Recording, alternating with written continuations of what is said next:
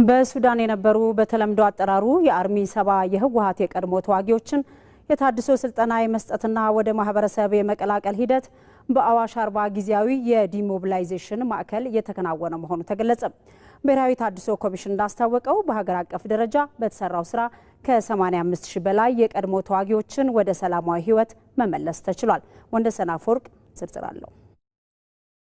በተለምዶ አርሚ 7 እየተባለ የሚጠራው የህወሓት ተዋጊ ኃይል አባላት ከሱዳን ወደ ሀገር ቤት በመምጣት ወደ ሰላማዊ ህይወት ለመመለስ ያቀረቡት ጥያቄ በመንግስት በኩል ተቀባይነት አግኝቶላቸው ወደ ተሃድሶ ሂደት ገብተዋል።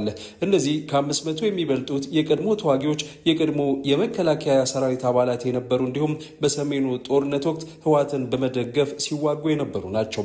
በትግራይ ክልል በርካታ የቀድሞ ታጣቂዎች ወደ ሰላም እንዲመጡ ማድረግ መቻሉን የገለጹት የብሔራዊ ተሃድሶ ኮሚሽነር ተመስገን ጥላሁን በክልሉ ሂደቱ ፈታኝ ሁኔታዎች እንደገጠሙት ግን አንስተዋል። የታጣቂዎቹ ወደዚህ ሂደት መምጣትም አዲስ የሰላም ተስፋን የጫረ መሆኑን ገልጸዋል። እስከ ዛሬ ድረስም በትግራይ ክልል ከ63 ሺህ በላይ የቀድሞ ተዋጊዎች በተለይም ደግሞ እንደ ዲዲአር መርህና እንደ ፕሪቶሪያው የግጭት ማቆም ስምምነት መሰረት ቅድሚያ ለሚሰጣቸው ለሴቶች፣ አካል ጉዳት ላስተናገዱ የቀድሞ ተዋጊዎች ቅድሚያ በመስጠት ከፍተኛ የሆነ ሪሶርስ በማፍሰስ ስራውን ሲሰራ ቆይቷል። እናንተ ድንበር አቋርጣችሁ በሱዳን የነበራችሁ የአርሚ 7 አባላት የዲዲአር ፕሮግራሙ መቀጠል አዲስ ምዕራፍና አድማስ እንድትከፍቱ በዚህ በአዋሽ አርባ ማዕከል በመገኘታችሁ በትግራይ ክልል ለተሰነካከለው የዲዲአር ፕሮግራማችን አዲስ የሰላም ተስፋን የጫራችሁ በመሆናችሁ አሁንም ትልቅ ምስጋና ማቅረብ እንፈልጋለን።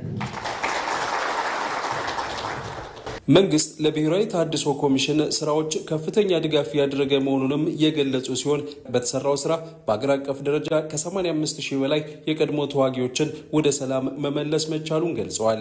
እንግዲህ ብሔራዊ ታድሶ ኮሚሽን የተሰጠውን ዓላማ ለማሳካት ባለፉት 1 ዓመታት በትግራይ ክልል ብቻ ሳይሆን በኦሮሚያ፣ በአማራ፣ በአፋር ክልልም እንደዚሁ ገብተን ከ85 ሺህ በላይ የቀድሞ ተዋጊዎችን ወደ ሰላም መልሰናል። ይሄ ቁጥር ሲጠራ ከኋላው በርካታ ነገር አብሮ ይናገራል።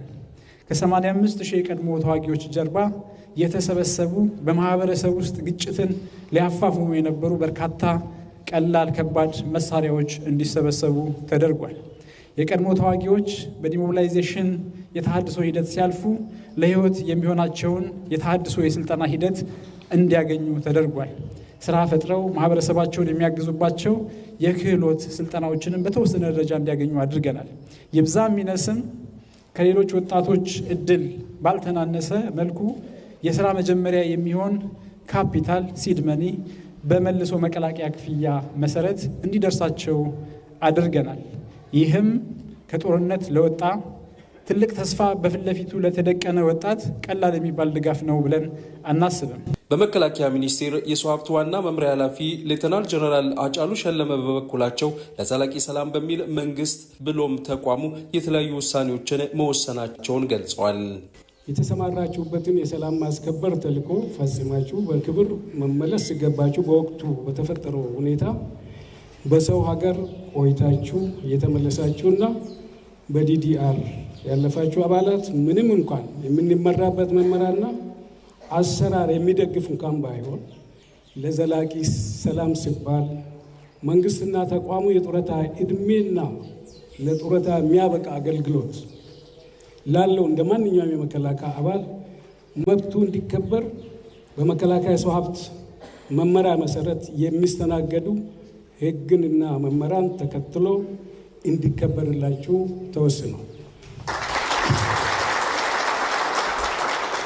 ከዚህ በመነሳት ተገቢው ማረጋገጫ ከብሔራዊ ታድሶ ኮሚሽን የተሰጣችሁ ብቻ ያቀረባችሁትን ጥያቄ እንደ ሰው ሀብት አመራር ዋና መምሪያ አንድ በአንድ በማየት በመከላከያ ሰራዊት አዋጅ፣ የመከላከያ አስተዳደር ደንብና የመከላከያ ሰው ሀብት መመሪያን በተከተለ አካሄድ ብቻ ጥያቄዎቹ የሚመለሱ መሆኑን ላረጋግጥላችሁ ይፈልጋሉ። በቀጣይ በመንግስትና በታጣቂ ኃይሎች መካከል በሚደረሱ ስምምነቶች መሰረት ለሚመጡ ሁሉ ምላሽ ለመስጠት ተቋሙ ዝግጁ መሆኑንም ሌተናል ጀነራል አጫሉ ሸለመ አስታውቀዋል።